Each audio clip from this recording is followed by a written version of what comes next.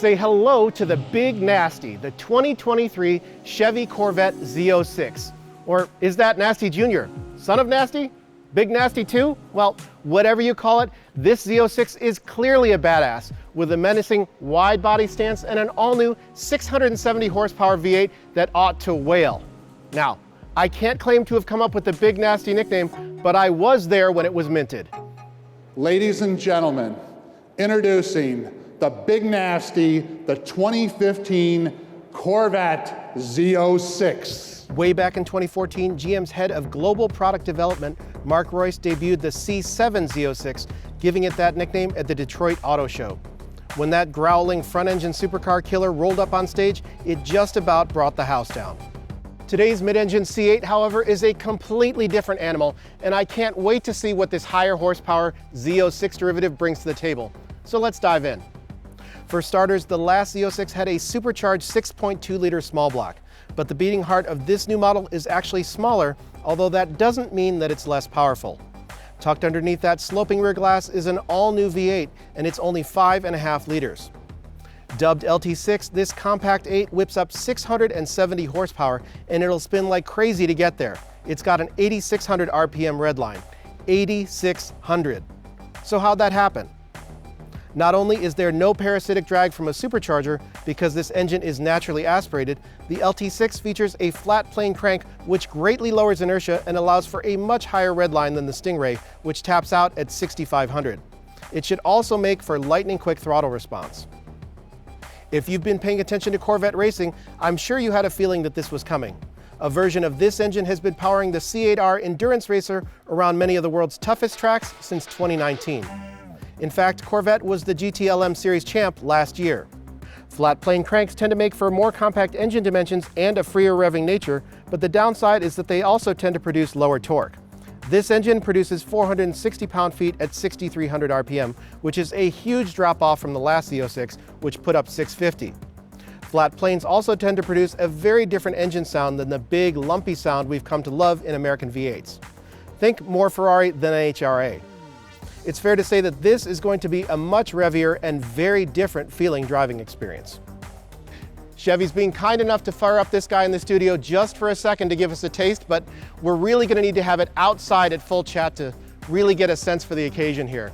In any case, it'll arguably be more in character with what the C8 has become. Today's standard Stingray already has a completely different driving character than the C7, mostly because of its mid-engine dynamics. The last Z06 was a car that you had to muscle around, especially the manual with its stiff clutch and high-effort shifter.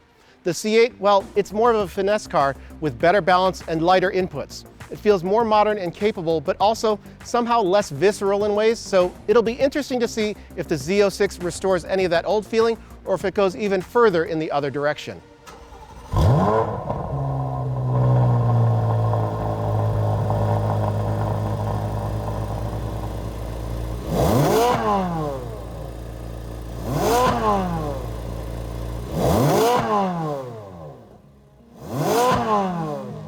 Anyway, that wider body, 3.6 inches wider if you break out a measuring tape, will aid in handling in part by making up room for bigger front tires. That's 20 inches up front and 21 out back. And you can even opt for carbon fiber wheels that save an estimated 41 pounds of unsprung weight. And I'm sure they're going to lighten your wallet even more substantially, but we don't know anything about pricing just yet. However, we do hear that these will save a second or a second and a half per lap on a 2-minute track. The Z06 isn't just wider, it's got new fascias front and back, as well as an adjustable spoiler that comes standard. You can add or remove these wicker bills, plug in these little guys, and they add 365 pounds of additional downforce at 186 miles an hour. You can also splurge on a carbon fiber aero pack for that full race car look and downforce. Or the Z07 package includes front dive planes, a big front splitter, a pedestal rear wing, and a unique underbody treatment. It's part of the Z07 option pack that also includes unique calibrations for the magnetic ride control suspension, along with Michelin Sport Cup 2 RZP tires and carbon ceramic Brembos, 15.7-inch discs up front and 15.4 out back. If you've been hoping for a manual transmission option like you could get in the last Z06, well, I gotta tell you folks, ain't gonna happen. GM has fitted the same 8-speed dual clutch gearbox with its own unique 556 final drive ratio, which is shorter for quicker acceleration at the expense of top speed bragging rights. How much top speed has been sacrificed isn't immediately clear. The Stingray can get to 194, and we know that this guy can get to at least 186, but for right now, that's all Chevy's saying. Remember, this is built for the racetrack, so top speed is usually pretty academic. Handling is likely significantly better, although we don't have a ton of other performance metrics just yet. 1.22 Gs on the skid pad, but no Nürburgring lap times or anything like that. So you won't find a manual gear shift inside, but what you will find is more variety to interior trim choices, including an optional carbon fiber steering wheel and paddles, as well as 3 different seat packages with 6 different seatbelt choices and hand-wrapped leather. Now, the Stingray's cockpit was pretty great to begin with, so there really wasn't a whole lot of need to make a lot of changes to this car. So that's just about all the information they've given us right now, but I can tell you I'm very, very excited to drive this thing. I just have to decide coupe or convertible.